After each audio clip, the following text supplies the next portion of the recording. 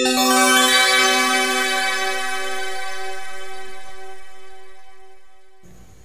day mga kapuso, kapamilya, kabarkada, ka-YouTube, ka-Facebook, ka-YM, ka-Twitter, lahat na may ka, all over the world. Ako si Kevin, and you're watching Priesthood, your choice, your music, and your beat.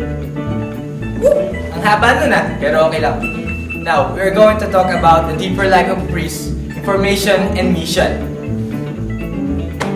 Ano nga ba ang pare at ang pare? Ano ba ang proseso pinagdaraanan nila upang finally tawagin silang Reverend Father? Ang lahat ay nagsisimula sa isang tawag mula sa Diyos. Ito ay isang kakaibang pagtawag dahil hindi ito naririnig ng ating mga tenga. Tulad ng pagtawag sa cellphone, mapapakinggan lamang ito sa pamamagitan ng hulaan nyo? Puso!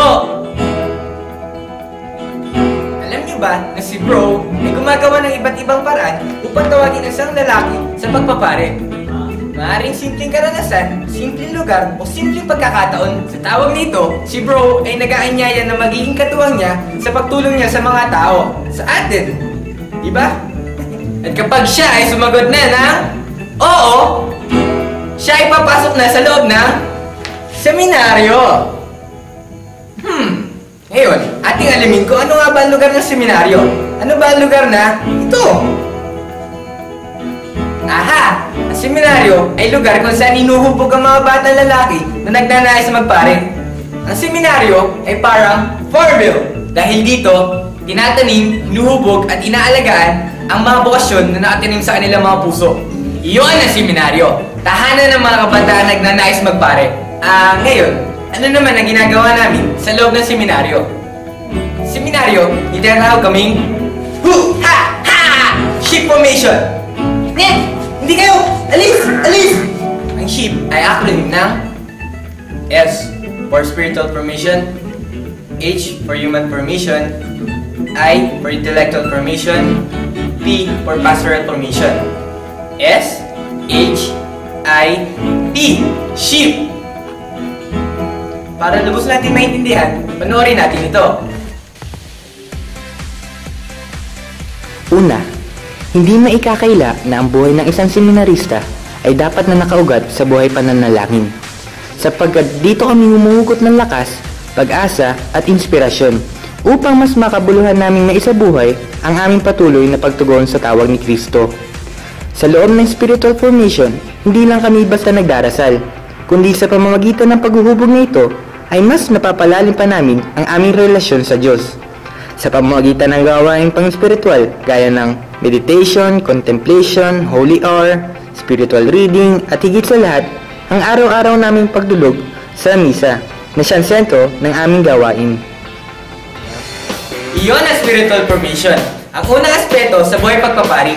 Ang ikalawa naman, possible, ang human formation. Panoorin natin. Sa loob ng seminaryo, hindi lang kami basta nagdarasal, sapagkat bahagi ng aming paghuhubog ay ang makatao at mabuting pakikipag-ugnayan sa iba. Dito kami hinuhubog upang mapaunlad pa namin ang aming mga sarili sa pamamagitan ng sama-sama naming paglalaro at pakikisangkot sa bawat isa.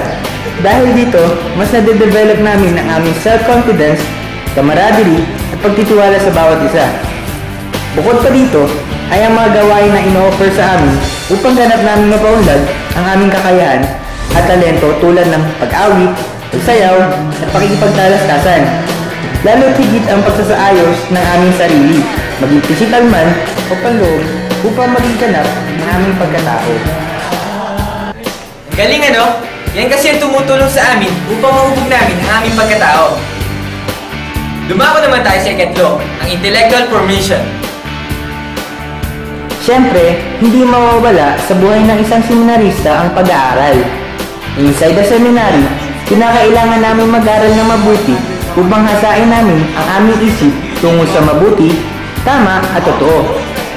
Bilang isang nagpapari, kinakailangan namin maging handa lalo't higit sa hamon ng panahon upang maipabati at maibahagi namin sa iba ang mabuti at ganap na katotohanan. Sapagkat ng ating layunin ay ang pahayag ang good news na walang bahid ng kasinungalingan kundi si Kristo na bukal ng katotohanan. Something. So the argument is Awesome! So don't size us up. We don't only have this. More importantly, we have this. Ang ikaapat naman ay Nimbus 2000? Hindi. Ito ang pastoral formation. Panoorin natin ito. At ang panghuli ay ang pastoral formation.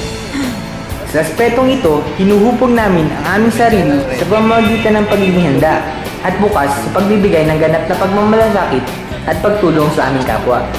Dito ay hinuhubog kami upang maging instrumento ng pag-ibig at pagkalinga ng Diyos sa pagpapanibago ng lipunan, lalo na sa simbahan. Ito na marahil ang kabuuan ng aming paghuhubog, na kung saan ina-apply namin sa aming pang-araw-araw na buhay. Iyan ang buhay seminarista. Challenging, pero makabuluhan at masaya.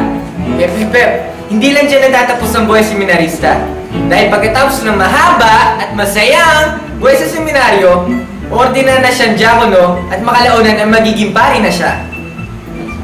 Oh, ano pang hinihintay mo? Maaari ka rin maging katulad nila o katulad ko. Kung kasi yan tunay ang hanap mo, huwag kang matakot. Dahil sa pagpili at pagtugon mo, kasama mo si bro na gagabay sa'yo. Thank you for watching Priesthood. This could be your choice, your music, and your bid. So this is your BJ Kevin, signing off.